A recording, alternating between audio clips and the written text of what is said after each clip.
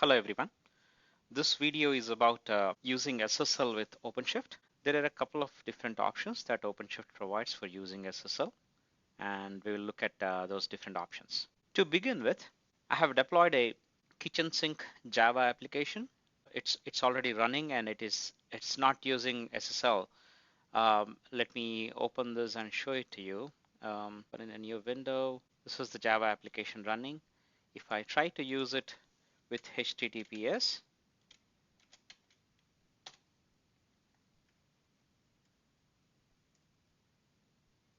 it says no service available, but with HTTP it works. Right? Now let's see what kind of changes we need to make to this application to enable SSL. So we have an application that has no SSL, and the way in which this is set up in OpenShift is there are a bunch of pods, for example, for your application running, and there is a route that is configured inside the router. When as a user you are trying to reach this application with the HTTP based URL, it goes and hits the router and the router redirects it to one of the parts, right? This is how a simple application with no SSL works. The first step, we'll see how to enable SSL for this application using a process called edge termination.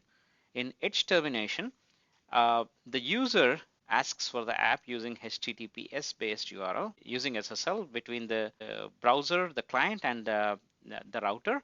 The traffic is encrypted between the browser and the router, and the SSL terminates at the router, and from there on the traffic between the router and your application, which is within the scope of your environment, could be unencrypted. So in order to enable edge termination, we have to make a small change to this route. So let's have a look at the route. I'll switch the project. Let's see what routes we have. Now we'll edit this route for the change that I'm talking about. Here under the spec, you see the host. This is the host name or the URL. Right under this, I'll add a section called TLS, and we'll set the termination as edge termination. I'll save this. At this point, SSL will work with edge termination, and TLS termination occurs at the router prior to proxying traffic to its destination.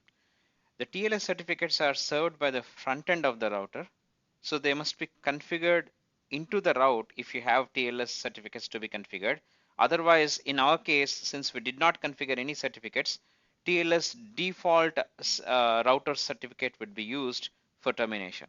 So if I test the application now with HTTPS, this application is running. Earlier when we tried HTTPS, we got a service not available, but now it is running with HTTPS. That means the TLS edge termination is working. Now we will see how to configure a certificate into this route. So first I'll, for this purpose, I'll use a self-signed certificate. I'll create a self-signed certificate using the key tool. So let's say I'm using key tool to generate a certificate.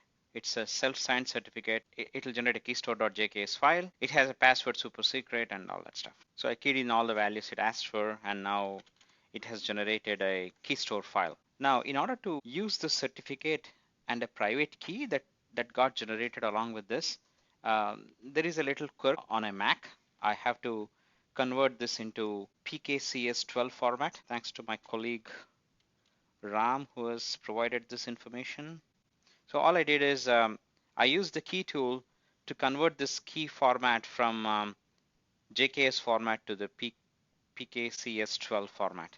Here is my output file. Now I'll use OpenSSL to see the values of certificate and private key. This OpenSSL, it shows me, I'm just passing that password that I set as super secret before, and now it is showing me the private key and the certificate. I'll be using this information to let me first copy the private key and certificate. Now I'll edit the route again to add this private key and certificate to the route for edge termination. Right below where we added the termination as edge, I will add the certificate and key sections there.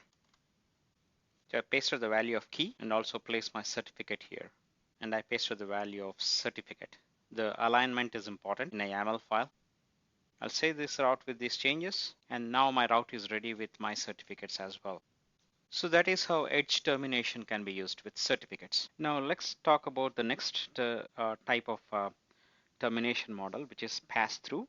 In this case, the encrypted traffic with pass-through termination, the traffic is sent straight to the destination without the router providing any TLS termination.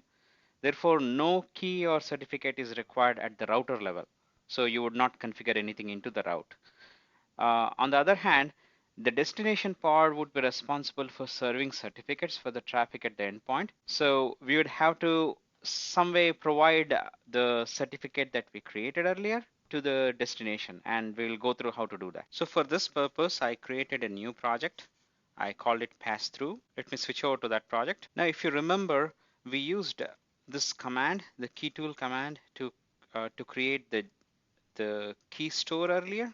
We'll be using that key store. I'm not running this command now, but I just wanted to show you what we did before. We created a key store by using this command, and we had a password of super secret, right? We will be using this password as well. Now we have a key store here that we created earlier. So we will use this key store to create what we call a secret in this project.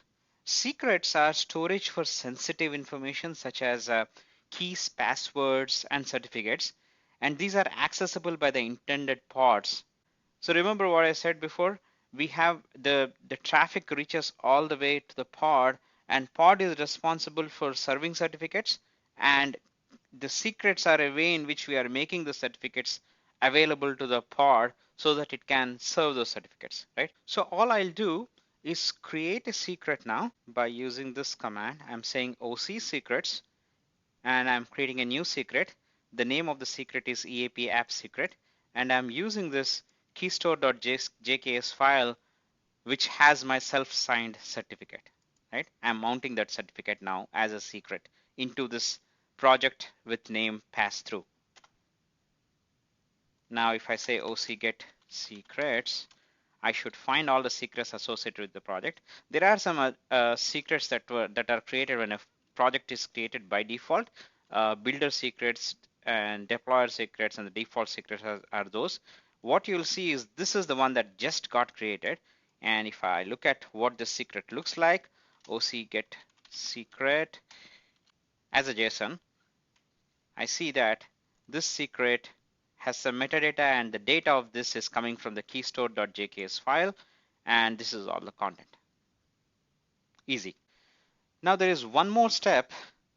To use this secret, we need a service account, and the service account will allow your application to use that secret in order to enable that SSL traffic. So let's look at what service accounts we have right now. I can say service account or simply SA. Right now there is a service account for builder, service account which is default for the project, and a service account for deployer. We'll create another service account. I am echoing a JSON here to create based on this file that is echoed here. I'm trying to create a service account, and I'm naming the service account as EAP service account.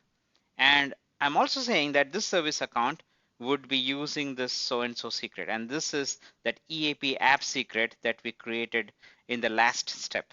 So the secret got created first, and we are making the service account use this EAP app secret. So I'll run this command now. And now if I look at this, the list of service accounts, EAP service account is now created. And if I look at the contents of the service account, one of the secrets that it is using is this EAP app secret that we created before. Now we are ready to launch a HTTPS based application, and that part is easy because we do have a template for creating an HTTPS based application. So I'm creating a new application, and I will create an application based on a template. And for this, I'm using a EAP HTTPS STI template. STI stands for source to image. So if I'll change a few parameters, I'll call this secure application, right? And then let it pick up the default host name. I don't want to change that. I'll just run the default kitchen sink application that this template deploys. I don't want to change it. But what I'm interested in here is look at this EAP HTTPS secret. I want to use the EAP app secret, right? This is the one that we created. The default name is given as EAP app secret. That's the reason why I mounted it that way. If you wanted to create a secret with a different name, I could have called this my secret, and then I could have changed the name here. I'm also saying that the keystore file's name is keystore.jks, right? If the keystore name was different, then we could have changed this name. Now the HTTPS name, I call the alias as self-signed. I'll call it the same here. And the password, remember when we created the key store, we gave a password as super secret, and I'm using the same thing here. Now I'll just press on this create button. Now this will go ahead and deploy the default kitchen sink application that comes with this template. And as you can see, there are two routes that got created. One is the regular HTTP route, which is not secure, right? And the other one is the HTTPS SSL based route. So two routes for the same application got created. Now in a couple of minutes, this application there will be a build process that will get started. And once the build is complete, the application will get deployed. This will take a couple of minutes. So I'll pause and I'll come back once the build and deployment is complete. Now the application is built and deployed. I'll scroll over to the HTTPS based route, and let me open that part of the application. So the security warning, and here is the running application using HTTPS. Now in this case, this application is using pass-through termination. If I say OC get routes, I see these two different routes. One is the secure route, right? This HTTPS route, and this secure route is set with a TLS termination of pass-through. Let me also show it as YAML so that you can compare with what you've seen before. Here the termination is set as pass-through. Now who set this pass-through termination? It's coming from the template. When you deploy that particular HTTPS STI template, the termination is set to pass-through when the route got created.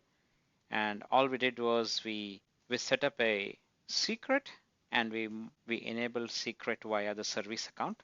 Now the pod can serve the certificates by using this secret. Now the third kind of termination method that OpenShift allows is called a re-encrypt termination. In this case, re-encryption is a variation of the edge termination where the router terminates TLS with a certificate and then re-encrypts its connection to the endpoint, which may have a different certificate.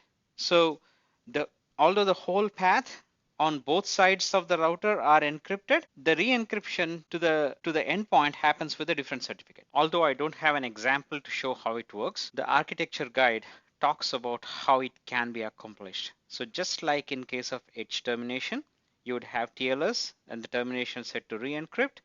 In this case, you will provide two different kinds of things. One is the key that is used just like in edge termination, the private key, the certificate, and if you have a CS certificate, you would provide that as well.